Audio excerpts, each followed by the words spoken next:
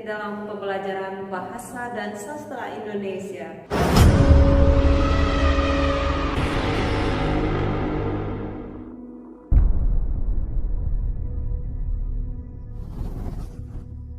Pada pembelajaran terdahulu di kelas 11 kita sudah belajar yang pertama membuat teks prosedur kompleks. Kemudian di pembelajaran kedua kita masuk ke dalam teks eksplanasi, dan pada pembelajaran ketiga ini kita akan belajar mengkonstruksi teks ceramah.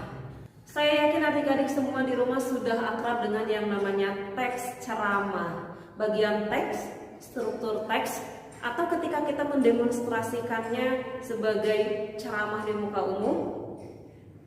Lalu bagaimana cara membedakannya antara teks ceramah dengan teks khotbah, dengan teks pidato, dan teks-teks lainnya yang dipertontonkan atau didemonstrasikan di depan umum? Kita akan pelajari selanjutnya dalam pemaparan teks ceramah, tapi sebelumnya kita lihat tayangan berikut ini.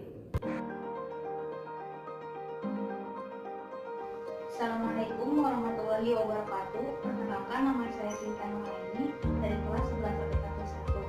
Pada kesempatan ini saya akan membawakan sebuah kata yang bertemakan yakin dengan janji Allah. Bismillahirrahmanirrahim. Assalamualaikum warahmatullahi wabarakatuh.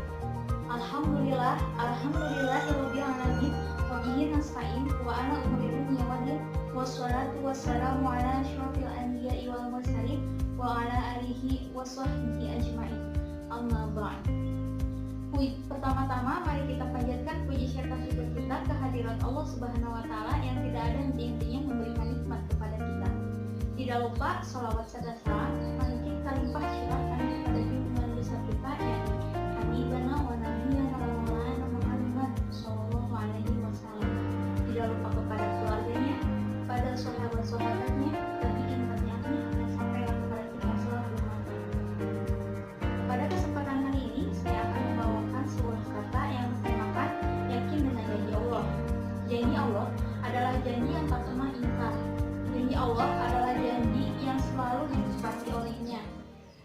Lalu, kenapa kita masih saja ragu dengan janji Allah? Sedangkan hidup kita ini adalah hidup dengan janji Allah, dan berjuangnya kita adalah berjuang dengan janji Allah. Maka apalagi yang kau khawatirkan, ikhwan? Kalau kita yakin dengan janji Allah, maka Allah akan datangkan rezeki dari arah yang tadi sangka-sangka dan arah yang tak diduga-duga. Lalu apalagi yang kau khawatirkan? Abu Bakar As-Siddiq berdoa kepada Allah, "Ya Allah, jangan kau jadikan dunia dalam hatiku, tapi jadikanlah dunia dalam genggamanku." Seandainya seorang mukmin muslim hidup di dalam dunia, memang seperti itulah keadaannya. Tapi seandainya dunia hidup di hati seorang mukmin, maka celakalah kita, ikhwan. Jangan sampai kecintaan kita melebihi kecintaan kita kepada Allah Subhanahu wa taala. Karena jika kita membutuhkan segala sesuatunya dengan penuh keyakinan, maka Allah akan segerakan apa yang kita butuhkan. Jadi jangan simpan kecintaan kita kepada kecintaan selain Allah, kepada selain Allah. Sekian dari saya. Mohon maaf bila ada salah-salah kata. Wabillahi taufiq wal hidayah. Wassalamualaikum warahmatullahi wabarakatuh. Ya, tayangan tadi itu hanya sekedar untuk mengingatkan kita terhadap teks ceramah yang didemonstrasikan. Lalu untuk pembahasannya kita akan bahas penjelasan berikut ini. Mengelola informasi dalam teks ceramah oleh Eka Susilawati, SPD. Ceramah adalah pembicaraan di depan umum yang berisi penyampaian suatu informasi, pengetahuan, dan sebagainya. Yang menyampaikan adalah orang-orang yang menguasai di bidangnya, dan yang mendengarkan biasanya melibatkan banyak orang. Medianya bisa langsung ataupun melalui sarana komunikasi, seperti televisi, radio, dan media lainnya. Lalu, apakah ceramah dengan pidato atau khotbah itu sama?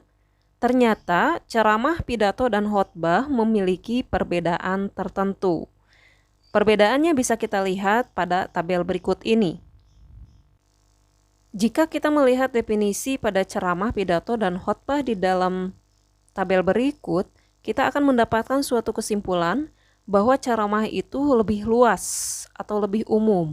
Jadi berbicara di depan umum itu disebut ceramah, apapun bidangnya. Sedangkan pidato lebih kepada berbicara di depan umum dengan sifat persuasif atau berisi ajakan ataupun dorongan pada halayak untuk berbuat sesuatu. Sedangkan khotbah itu lebih khusus lagi, yaitu pembicaraan di depan umum yang isinya menyampaikan pengetahuan keagamaan atau praktik beribadah dan ajakan-ajakan untuk memperkuat keimanan. Secara struktur, teks ceramah dibangun oleh 3 bagian. Yang pertama ada pembuka, kemudian ada isi, dan ada penutup. Ciri khas kebahasaan yang biasa digunakan dalam teks ceramah ada 5. Yang pertama biasanya ceramah menggunakan kata ganti orang, kemudian banyak menggunakan kata teknis, terdapat konjungsi sebab akibat dan konjungsi temporal, kemudian banyak kata kerja mental, dan banyak menggunakan kalimat-kalimat persuasif seperti di dalam pidato. Dalam teks ceramah banyak menggunakan kata ganti orang, yaitu orang pertama tunggal dan kata ganti orang kedua jamak sebagai sapaan. Kata orang pertama yakni saya, aku, mungkin juga kata kami apabila penceramahnya mengatasnamakan kelompok. Teks ceramah seringkali menggunakan kata sapaan yang ditunjukkan pada orang banyak seperti hadirin kalian, bapak-bapak, ibu-ibu, atau saudara-saudara. Dalam berceramah banyak digunakan kata teknis, yaitu peristilahan yang berkenaan dengan topik yang dibahas. Contohnya di sini kita akan membahas topik tentang bahasa, maka akan muncul istilah-istilah atau kata-kata teknis seperti kesantunan berbahasa, etika berbahasa, dan yang lain-lain tergantung topik apa yang kita bicarakan. Untuk konjungsi yang biasa digunakan dalam teks ceramah, biasanya ada konjungsi sebab akibat dan ada juga konjungsi temporal, di mana kata-kata itu menunjukkan hubungan argumentasi atau sebab akibat, misalnya jika, maka, sebab, karena, dengan demikian, akibatnya, dan lain-lain. Atau hubungan temporal, seperti halnya sebelum itu, kemudian, pada akhirnya, sebaiknya, dan lain sebagainya.